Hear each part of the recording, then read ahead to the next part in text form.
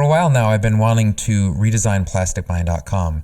And I don't know if you've had this experience before, but I sometimes find it's actually harder to do my own site than it is to do a site for someone else.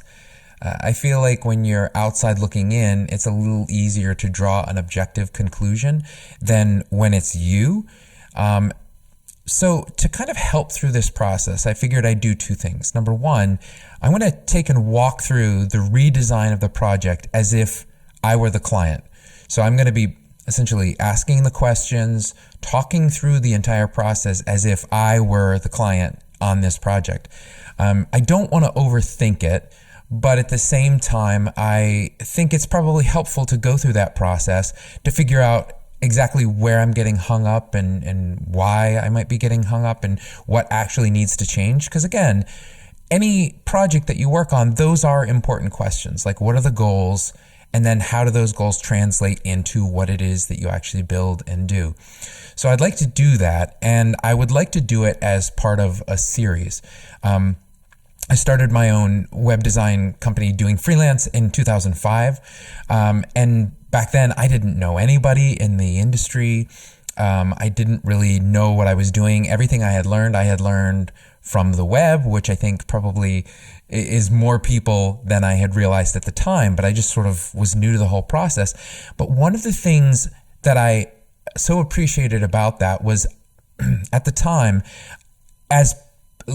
I learned best by explaining it. I was a teacher for a while, and I found that you really understand something extremely well when you're able to explain it clearly to someone else. So anyway, I wanted to get back to my roots a little bit and share a little bit of that process and go through how I'd like to break this up. So I think there are a couple parts to my site redesign, but before we get to that, before we even get to like what are the big chunks that I'll be doing or even breaking up the video, what I'd like to do is start with what a lot of times I do with clients is start with like a discovery process, a sort of helping to identify the goals and then figuring out what about the site now isn't helping to accomplish those goals, because then we can lay out like a list of, okay, based on the goals and based on what you've identified as being important, these are the changes that we need to make in order to accomplish that. Okay, with that said, I'm going to bring up my site. So this is plasticmind.com. In the main nav, I've got an about page, which, to be honest with you, is really old. I've been sort of editing it over through the years, but that copy has been there for probably close to a decade. I've got my blog, which I've been more active on lately. What I write about is wildly varied, and I think that's going to come up in conversation as part of my questions in just a bit. I also love to take pictures. Okay, let's file this under things that need to get fixed. I love to take pictures and share them. Clearly, that is broken here. I also have an archives page. I'm just laughing about that because obviously, if it's broken and I haven't caught it, who knows how long it's been broken for. So clearly, this is a part of the site that doesn't get trafficked by me or anybody else who would have said anything about it. So we'll come back to that, I'm sure. And then the other thing, I have an archive section, and part of the thinking behind this archive section was the fact that I've been writing for a long time.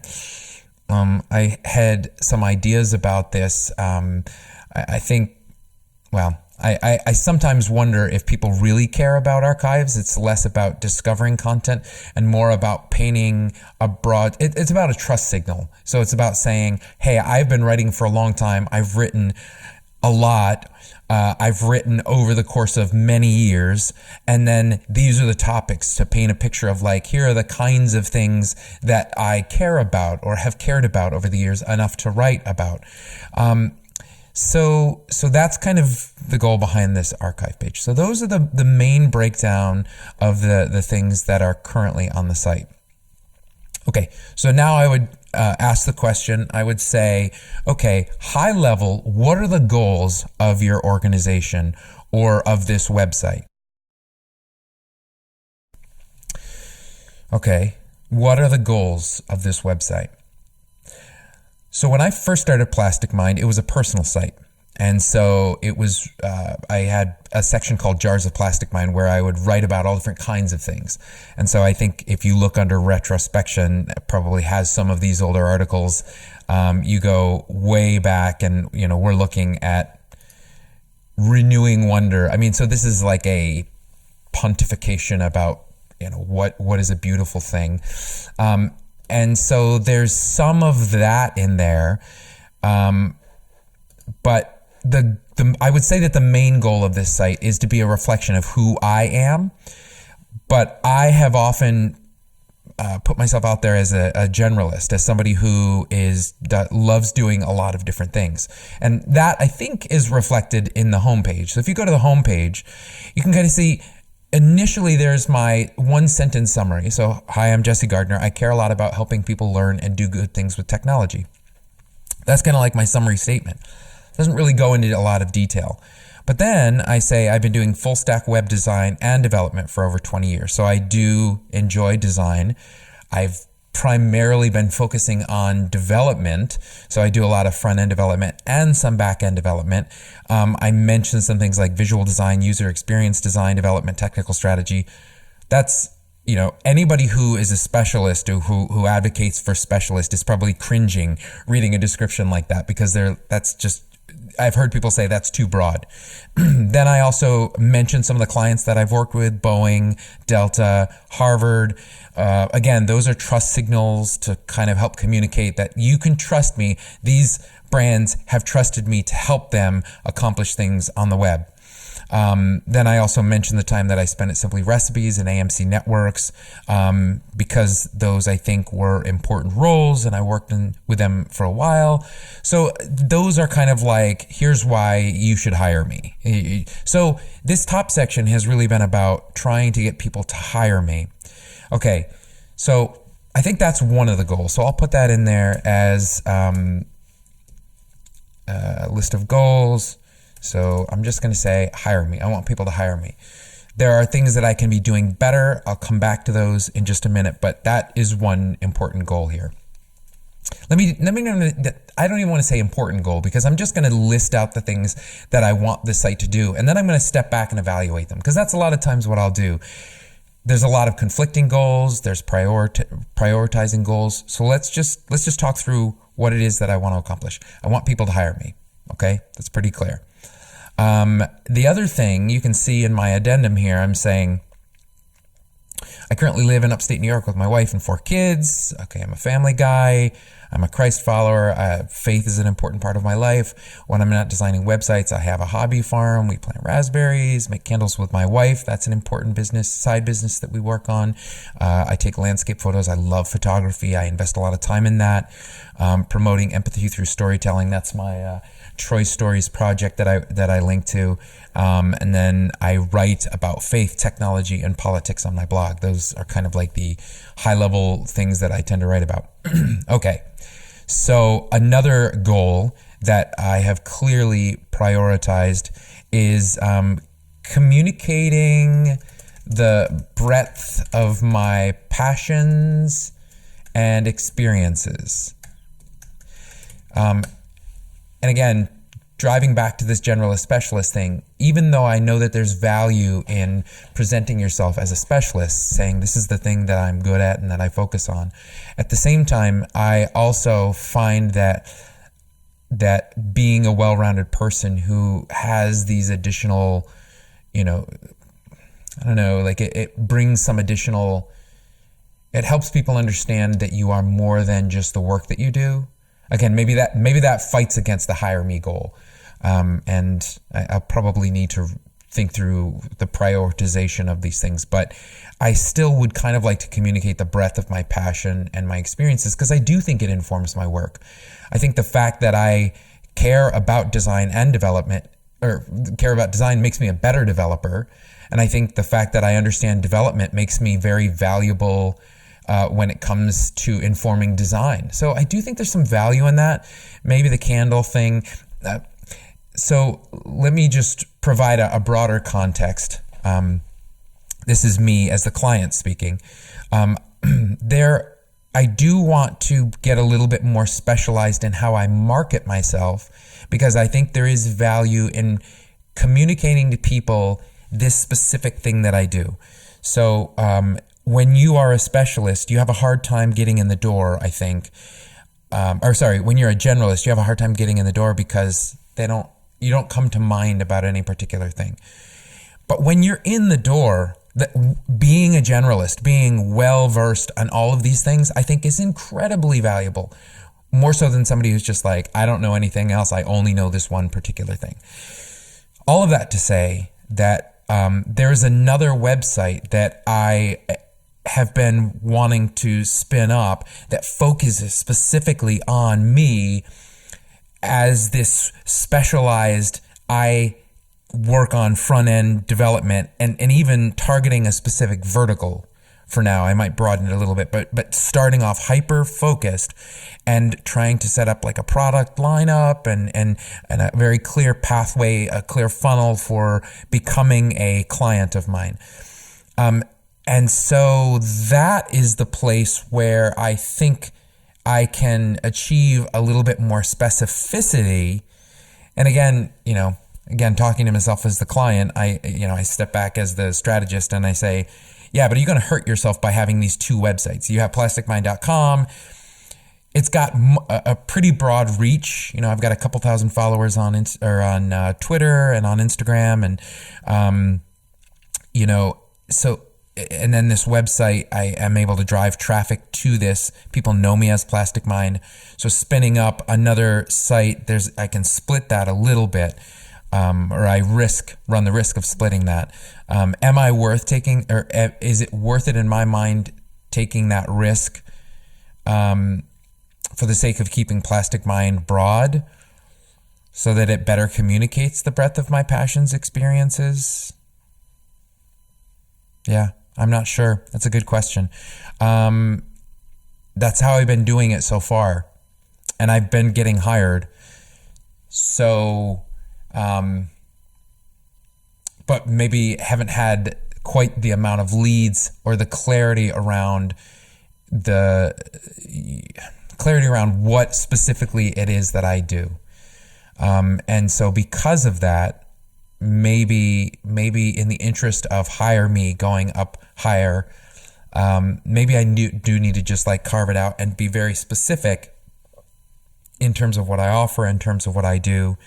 I don't want to jump ahead to tactics, but I would like, I've thought about having like case studies, because I think that helps paint a more clear picture of what it is that not just the what I did for somebody, but the how I did it, but like what I helped them accomplish, like the outcomes, the goals, how did they get translated into results? And so I don't really do that now. I used to do that more on my site. I kind of transitioned away from that because with Simply Recipes and AMC, I actually worked full time there. And so I wasn't taking work. Well, now I am, but all of those case studies have kind of gone by the wayside. I didn't bring them back because a lot of them were outdated. Some of the designs are old now. Some of the sites aren't up anymore that I helped build out. And so Jesse, as the strategist, is stepping back and saying to Jesse as the client, are you going to take Plastic Mind Design and make this the place that you want specifically to drive people to for business? Or do you want it to just be a broader kind of encapsulation of who you are as a person? And if so, what's that goal then? Because then the goal probably shouldn't be hire me, right? Like it should be more learn about me, like who am I and what am I all about? And there's some value in that. Like I think there's value in a personal brand. But this website does not say hire me right now. So I think for the time being, this almost seems counter a little bit, but I think for the time being, I am okay with blowing this thing up and letting it be just a personal site. Because I think that'll do two things. Right now, it's obscure, who am I and why are you here for this thing? I would want this site to be a jumping off point to the various places where I spend my time. Okay, so let's maybe add another goal and say link out to various efforts. Okay, that probably could be worded better, but anyway, the idea there is to actually, let's say, promote various efforts. Okay, so this again will be a place that and maybe I even take Plastic Mind Design off, because again, design is communicating. That's my business, right? That's the thing that I do. That's the business, the work that I do. I'm still hesitating about that, and I think not being clear about that goal is going to. Well, okay. So let me back up for a second. I could make this a personal. Maybe isn't exactly right, because it isn't just personal, but it is my personal brand website where I am writing about the things that I'm passionate about. I'm linking out to the various things that I work on. So Thoughtful Gardener, we make candles. Let's link to that. I want there to be a place to say that this is a thing that I do. So I can do that here at Plastic Mind, and then I could shift all of my business focus into this other business venture that I've been working on and have some ideas around that. That would allow me to be very specifically focused in that particular thing. And then from Plastic Mind, I can link over to that. So basically it's like, hey, if you want to buy candles from me and my wife, go to Thoughtful Gardener. If you want to work with me and I do design, go over to this new business venture that I'm working on. If you want to follow my Troy Stories project, go over to troystories.com and let this be sort of the jumping off place. Now, again, it's risky because most of my professional, the way like networking and people that know me at Plastic Mind. I think maybe that's a way that I can have my cake and eat it too. I can still... And Plastic Mind can be the sort of generalist face of me, but then I get to really hyper focus on a vertical and on a set of things that I specifically offer somewhere else. Okay. I'm gonna say that's right now what I'm deciding. Okay. I might be wrong. I might need to come back and revisit that in a couple of months or something. But for right now, I'm going to say that's my line in the sand. That's what I'm going to do. That'll help push me toward getting this other thing solvent, which I've been sort of pushing off and not really tackling that. I'm going to let this place be a place where I just write about all sorts of things. So this will be kind of my own personal journal, and I'm writing about all these various things. I may need to come back and revisit that, because if I start writing on this other site, which one will I be publishing to? So for right now, that's where I'm at. Okay, cool, good, yes, talking to myself. Okay, so if that's the case, then I'm going to say that even though hiring me is good, I'm actually going to bump that down and say that is not my top goal, right? That is one of my goals, but it's not the most important one, okay? And so then communicating the breadth of my passions and experiences, that's probably important. And I'll also say expertise. So I still think that there's value in this, that it is communicating who I am and what I know, and that you can trust me as a person. It isn't communicating like my product offerings or my service offerings. Like, that's not going to be a part of this. That's going to be happening elsewhere. So this homepage might even need to change altogether. The other thing is promoting my various efforts. I think that is going to be an important secondary goal, with hiring me being the third one. Okay, so those I think are my top 3 goals. There's probably some other ones there, but I think those encapsulate what I'm talking about clearly enough.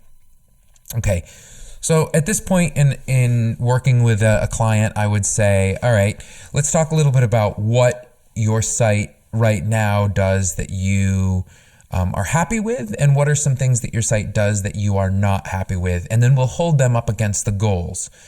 Actually, before we jump into that and get super tactical, let's just step back for a second. And the other thing that I like to do is, how can we measure those goals? Okay. So the risk of these goals communicating the breadth of my passions, experiences, and expertise, how do you measure that you've done that? How have you communicated that? That's a very hard goal to measure. So maybe it's not a very good goal. I mean, hire me is a good goal, right? Because that's easy to measure. Like I got 6 new inbound links this month or something. Like that's a good specific goal. Whereas with 1 and 2, those aren't. I'm going to set that aside for right now because this for me is, I'm going to consider it a personal project and I don't want to get too hung up with getting off track on these goals. It's really easy to allow that. I want to be writing and I want to be exercising. Actually, maybe I should add that as one of my goals. As a short-term goal. But I really want to get back into the habit of not just writing, but producing content. So I think that's an important goal for me. I want to keep that on the list. Okay. Because I think that's going to be important for the business side of it, which those are a different set of goals. Okay, so now how can you measure, get into the habit of producing content? That I can say X number of new pieces of content monthly. And so I don't need to set that right now. I don't need to figure that out, but I think that's a pretty good, clearly measurable goal. And I might need to give a little bit more thought to ways in which that I can measure 1 and 2.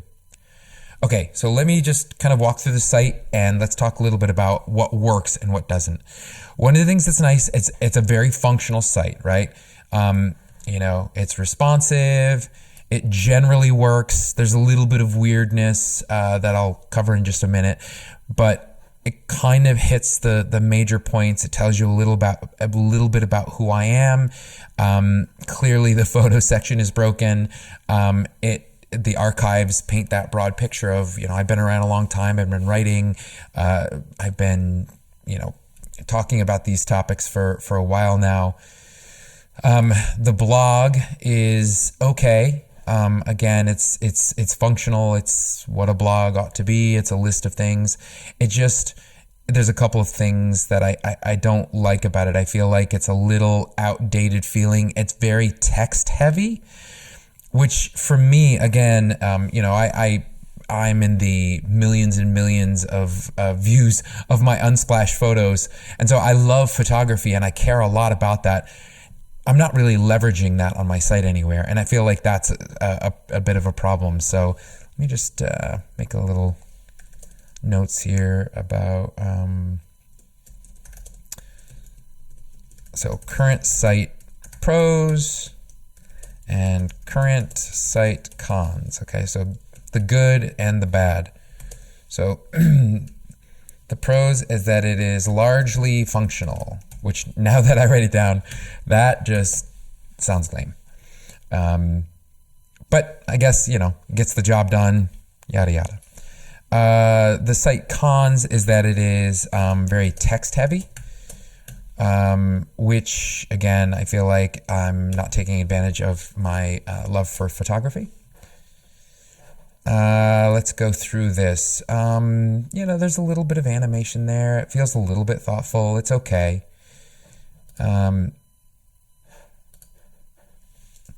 Let's say broken photography page.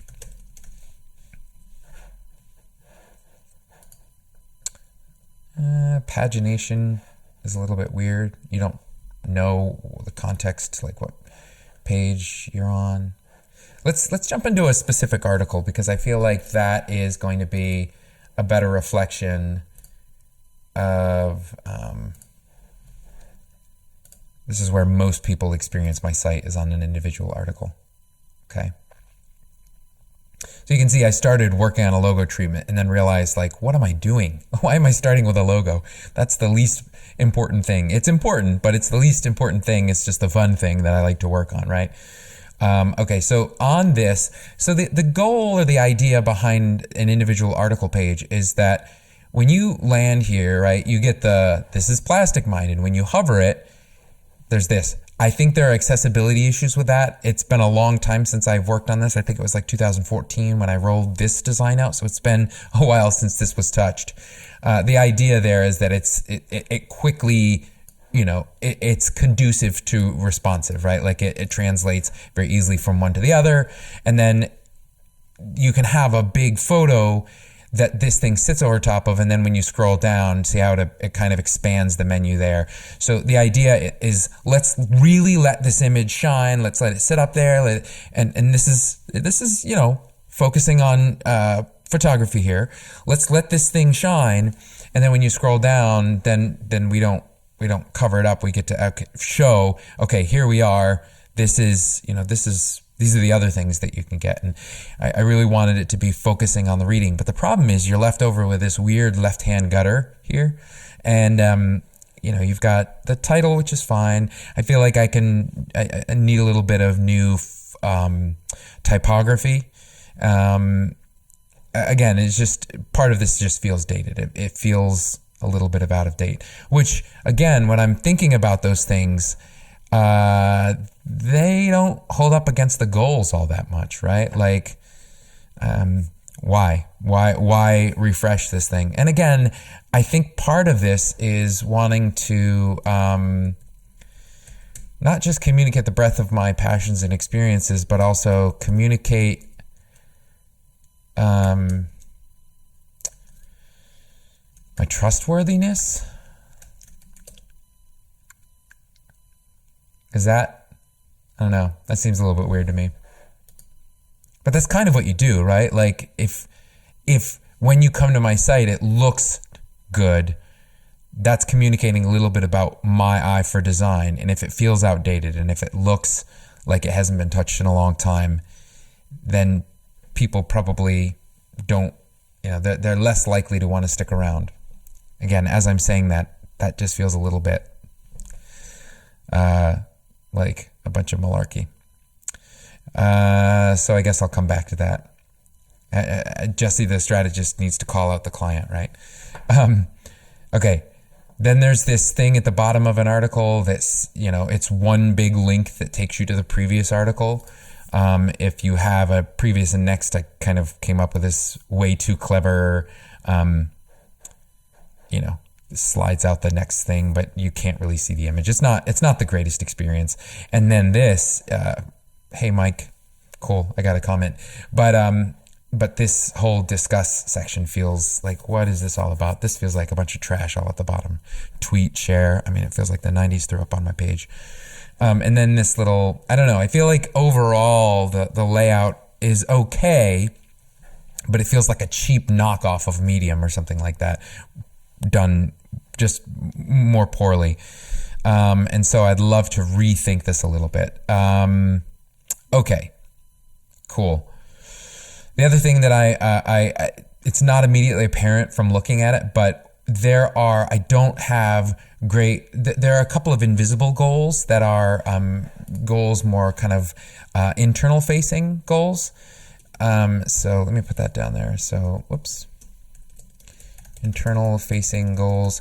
I would say that one is more flexibility around content sharing.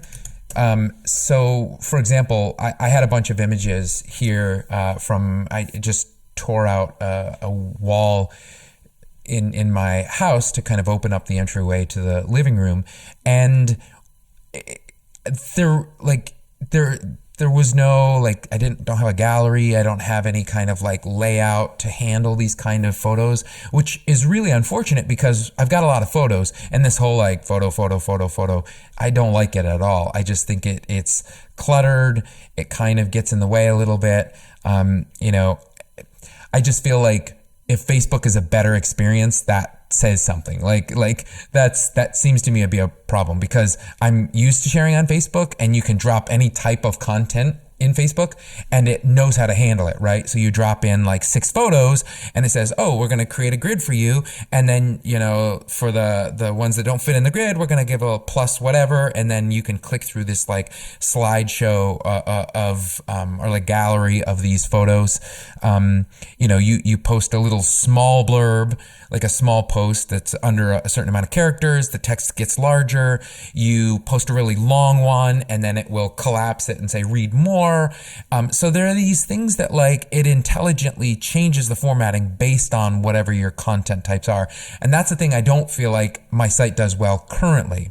Okay, so more flexibility around the type of content that I like to share. So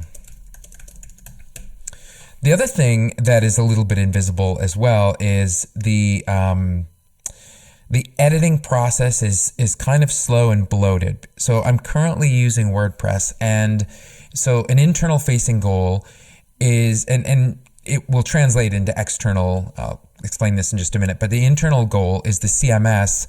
I kind of want to shift off of WordPress and move into like a flat file system. So that's a goal that I've got. So move to a different CMS, and the kind of secondary goal behind that is that I help someone move over to Hugo, move their site over to Hugo, which is a flat file system, and it's such a great content creation experience. Probably not for everybody. Some people it's just way easy for them to jump into WordPress, but for me, being able to like just duplicate a text file and like type markdown into it and save it, like, and have it deploy automatically and track that via GitHub, like that to me is my sweet spot. I love that, and how easy it is to manage it, and how easy it is to, like, if I need to, put in additional HTML. So that's an internal facing goal that I'd like to pursue a little bit more, move it to a different CMS. Okay. The other thing that's a bit of an invisible goal is right now my build process is I was using something called CodeKit, and the way that it would work is you'd put your SAS files together, any HTML partials, and it would, you could basically point it at a folder and it would like do the building for you. And that was cool, generally worked okay, but it made it hard to port. So in other words, you had to have the app set up on every device where you'd be working on it.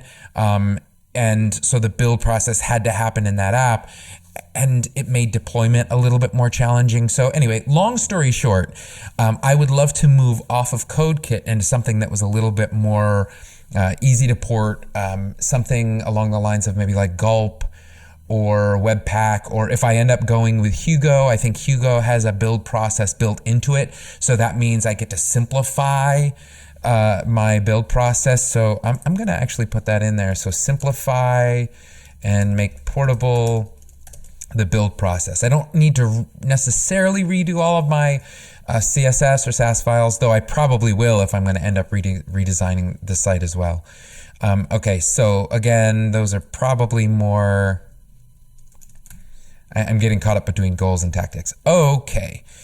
So, more flexibility around the types of content that I like to share. This, I think, translates in terms of tactics. I think that turns into making a pattern library. Again, a very simple one. And I'm actually going to say a patterns/component library that I can leverage for my content. Moving to a different CMS, this is going to involve migrating content and setting up rewrite rules so that I can capture, again, my traffic has gone down since, for a while it's been going down. And so I'm not as concerned about that. I only get probably 100 visits a day.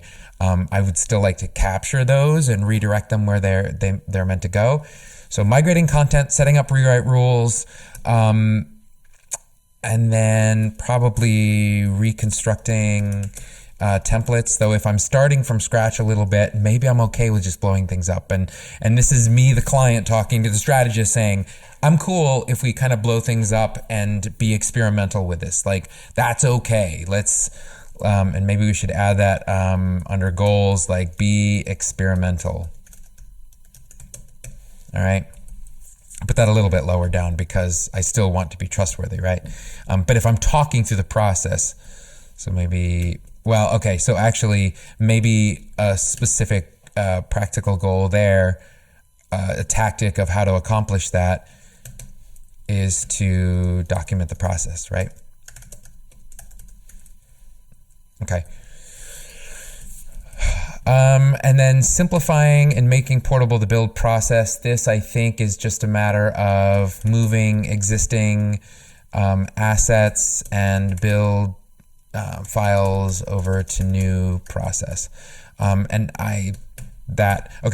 That's pretty straightforward in terms of like the tactics that we need to accomplish. So to put it in very plain terms, like next steps. Okay, because right now I'm even planning out my like what videos I want to actually put together. So I think probably breaking this up, I would say in terms of next steps, I think there's going to be value in. I didn't write this down, but let's just start off.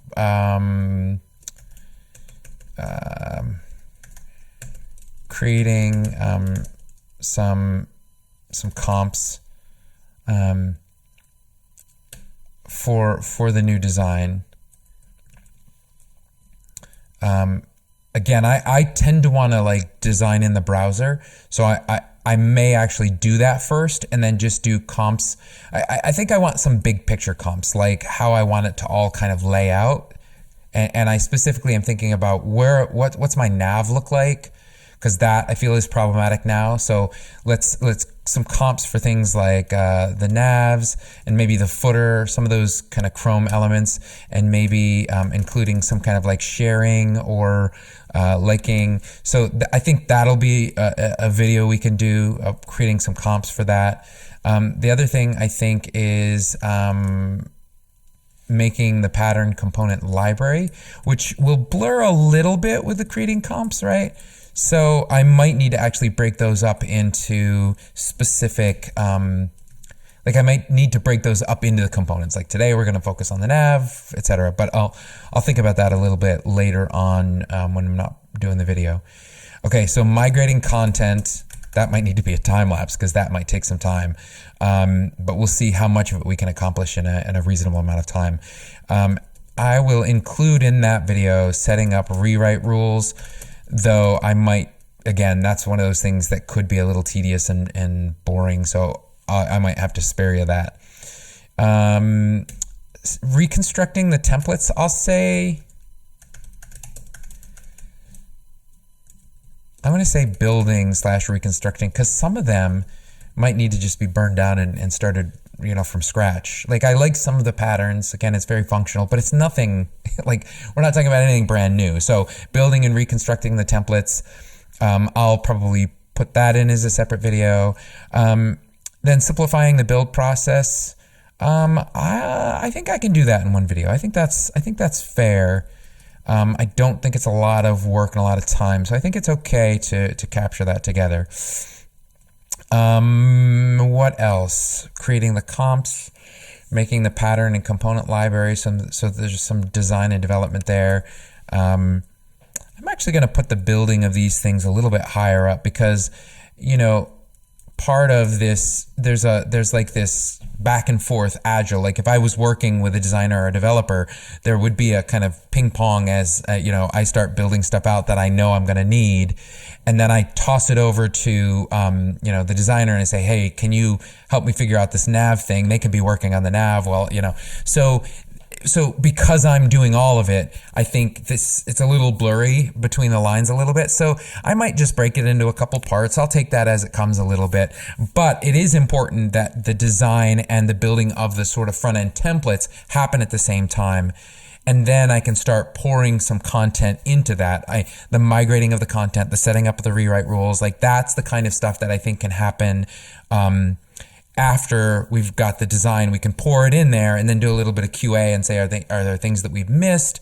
I mean, I'll probably need to look at the content and figure out like, well, what things do I need to account for, et cetera, et cetera.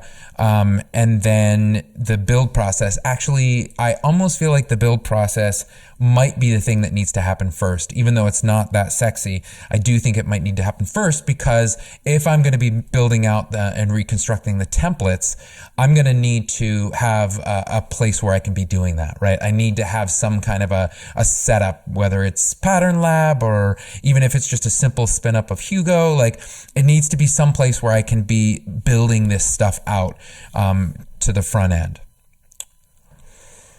Okay, I think that's it. I think that looks like it's going to be a 5 or 6 part series, not counting launch, depending on how that goes. So I think we've made good work here. Thank you for joining me. Looking forward to this. Probably going to try to do this once a week. So look for the next video in a week or so. Thanks. Oh, and I just wanted to add one thing. I wanted to just say shout out to Dan Mall, Ian Frost, and Brad Frost. Dan shared with me the video that they did of building a site at Smashing Conf on stage, and they kind of did it in real time, and that was inspiration enough for me to kind of push me to be like, let's just do that. Let's do that with Plastic Mind. Let's do this transparently. So anyway, shout out to you guys. Thank you so much for the inspiration, and we'll see you again next time.